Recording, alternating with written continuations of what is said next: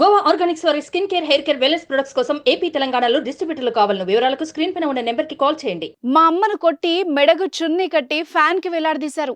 అక్కడే అందరూ నిల్చొని ఉన్నారు, కానీ ఎవరూ రాలేదు. తన తల్లి చనిపోయిన తర్వాత ఓ 5 ఏళ్ల కుమారుడు చెబుతున్న మాటలివి.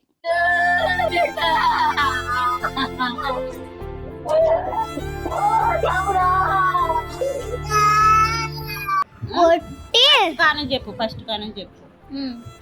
కొట్టి కడ్డీకి సున్ని తీసులుగా సున్ని కడ్డీ కట్టి గొంతుకు కట్టిండు.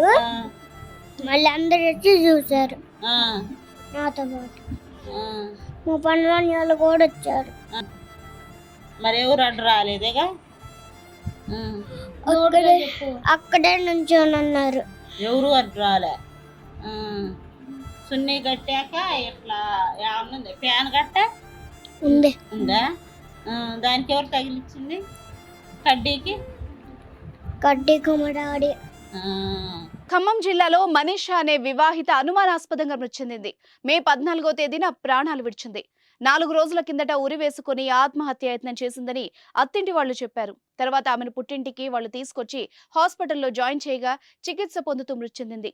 ఆమెను అదనపు కట్నం కోసమే అత్త, భర్త, ఇతర కుటుంబ సభ్యులు కలిసి కొట్టి ఉరివేశారని మనీషా బంధువులు ఆరోపిస్తున్నారు.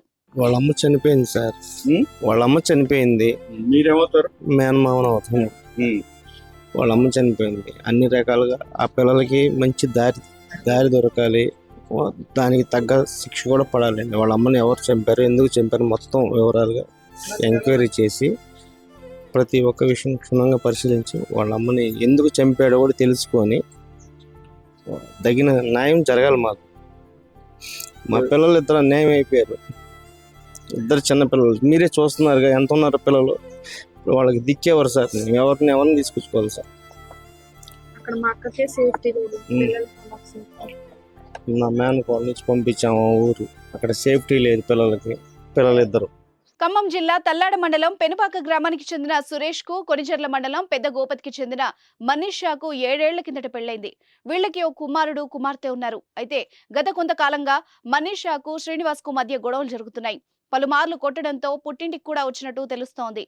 గత 4 రోజులుగా కూడా ఆమె అత్తింటి వాళ్లు భర్త, అత్తతో పాటు బావ, తోటి కోడలు చిత్రహింసలకు గురిచేశారని ఆమె బంధువులు చెప్తున్నారు.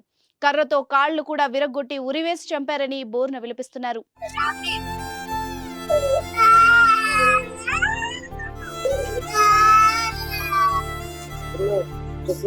పేరు శృతి, మాది పెద్దగోప్తి గ్రామం. ఇప్పుడు చనిపోయినామో మా పిన్ని కూతురు. అయితే ఏమైందంటే అసలు గొడవ కట్నం డబ్బుల కోసం బాగా ఇసుకిస్తుండు. మా పిన్ని వాళ్ళు పెట్టిన తాడు కానీ అవి కానీ బ్యాంకులో పెట్టారంట. వాటి కోసం 3000 కోసం, ప్రతి ఒక్క రూపాయి కోసం బాగా కొట్టేవాడు. పోయినసారి కొట్టినప్పుడు కూడా ఆ దెబ్బలతో వచ్చింది. పంపిమని చెప్పారు అప్పుడే.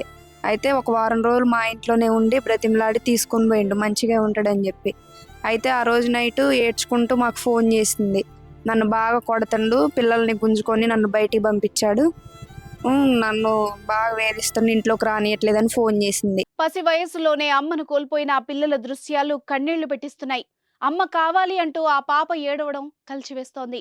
పిల్లలకు న్యాయం చేయాలని, మనీషాను చంపిన భర్త, అత్త, తోటి కోడలు, బావల్ని కఠినంగా శిక్షించాలని బంధువులు డిమాండ్ చేస్తున్నారు.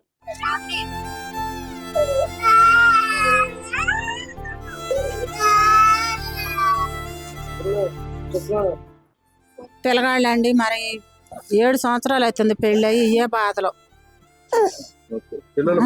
పిల్లల భవిష్యత్తు కోసం ఇప్పుడు పిల్లనే ఎంత పత్తిపెట్టి తోలినా ఆయన చూసుకోవటం జాగ్రత్త తప్పిండు, ఆయన ఆగం చేసిండు, చంపేసిండు ఆయన. ఇప్పుడు ఈ పిల్లల్ని కూడా మరి ఆయన ఒక దారికి తెచ్చుకోవాలంటే ఆయనకున్న ఆస్తిలో ఆ పిల్లలకు పెట్టుకోవాలి, ఆ పిల్లల్ని పోషించుకోవాలి. ఈ పిల్లల్ని చదువుకోవటానికి మరి ఎవరికి ఆడికైతే మేము పంపించాం. శిక్ష ఉండదు ఆడికి పోతే.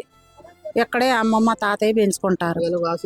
వీళ్ళ భవిష్యత్తు కోసం, వీళ్ళ ఆహారం కోసం మరి వీళ్ళకి అండగా ఆయన అయితే ఉండడో పోషించడు. ఆయన చదువులు మరి ఆహారం పెట్టడానికి, బట్టలు ఇవన్నీ కావాలంటే మరి ఆయనకున్న ఆస్తిలోనే ఆ పిల్లల పేరు చేయాలి. మనీషా ఒకరే కాదు, చాలా మంది మహిళలు అత్తింటి తీవ్ర వేధింపులకు, మనోవేదనకు గురవుతున్నారు. కట్టుకున్న భర్త చేతిలో చిత్రహింసల్ని అనుభవిస్తూ పిల్లల ముఖాలను చూస్తూ జీవితాన్ని కొనసాగిస్తున్నారు. దీనిపై మీరేమంటారో కూడా కమెంట్ చేయండి.